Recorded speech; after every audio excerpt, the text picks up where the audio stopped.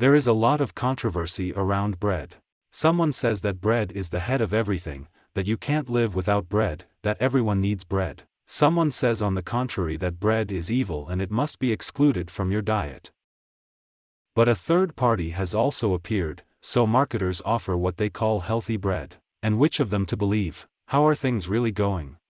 Is bread really harmful, or is it still possible to eat it, or is it possible to eat only some varieties and types of bread? In this video we will answer all these questions, so watch it to the end, it will be very interesting and useful. First of all, we eat bread, of course, not because it is harmful or useful, but simply because it has developed historically and culturally. Our ancestors ate bread because it was the most affordable food for them, and we have been used to eating bread since childhood.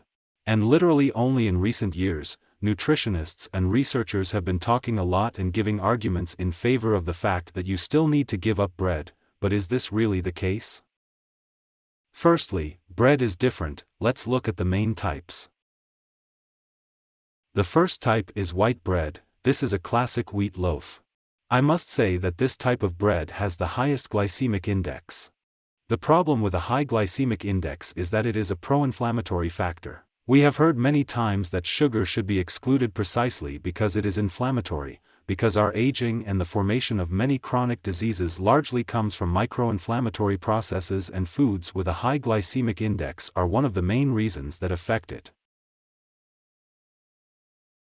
But there are still disadvantages. The fact is that white bread is usually made from refined flour, and as a result there is very little fiber, as well as vitamins and minerals. That is, in fact, these are usually naked calories. Yeast is also added there. They unfortunately contribute to the excretion of calcium from the body. And white bread is not recommended for people with diseases of the gastrointestinal tract, in particular gastritis and stomach ulcers.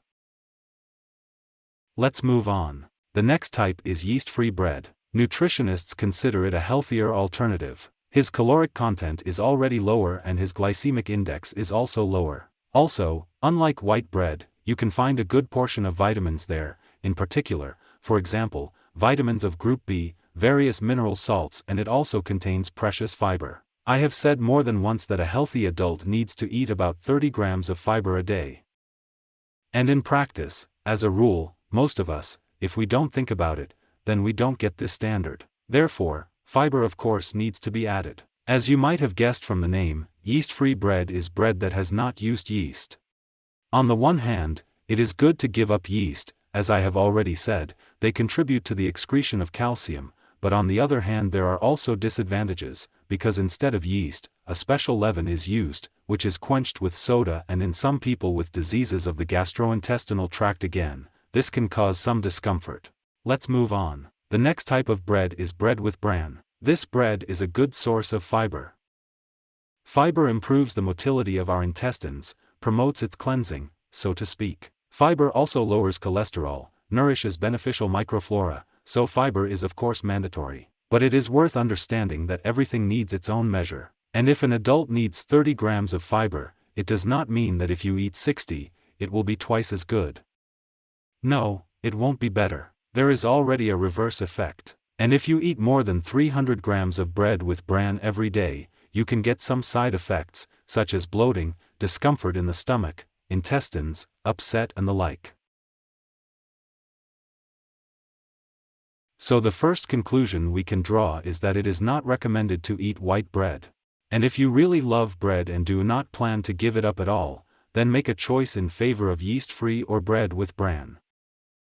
But this is actually not all, because there are still a number of nuances.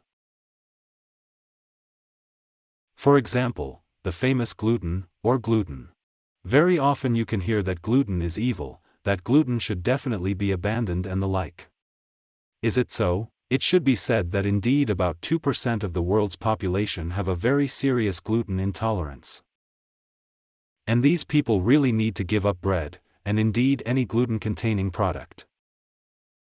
But there are 98% that gluten tolerates, but it also tolerates in different ways. Someone tolerates it well, and someone has a hidden allergy, that is, a hidden gluten intolerance. And it can be quite difficult to determine this most hidden intolerance. One of the more or less simple ways is to give up any gluten-containing product for 2 to 3 to 4 weeks and look at the change in well-being.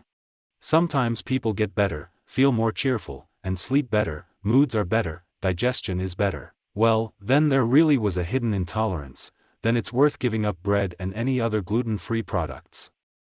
And what is gluten or gluten? Why did it appear in nature and what does it give? In fact, it is, oddly enough, a natural poison. Yes, cereal plants use gluten to scare away insects so that they don't eat it. That is, you see, yes, a natural poison for repelling insects that we eat. It is not surprising that many people really have a rejection of this substance by the body. Let's move on. The next thing to mention is the artificial bleaching of flour.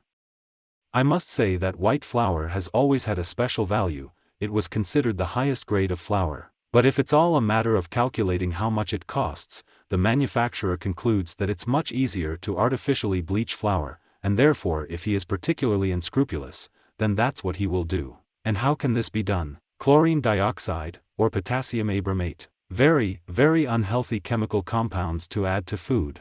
Thus, this is another argument to refuse white bread. Let's summarize. If we still do not eat white bread, but healthier alternatives, such as yeast-free or bread with bran, and if we do not eat it very much, that is, no more than 150 grams per day, moreover, we know that we do not have gluten intolerance, or hidden gluten intolerance, as well as we do not overdo with the total caloric content during the day. And also we do not have any adverse events with the gastrointestinal tract and this is all normally tolerated, then most likely we will not have any problems, and bread is safe for such people. Like it, please eat. But in all other cases, that is, if it is white bread, or if we eat a lot of bread, more than 150 grams per day, or if we really have some digestive problems, then in these cases it is worth giving up bread. So it is impossible to say unequivocally, like this, bread is bad, or bread is good. As you can see, everything is more complicated, there are nuances everywhere, we are all individual and even bread is also different. A balanced and reasonable approach is needed in everything. And if you liked this video, then like and subscribe to my channel. See you later.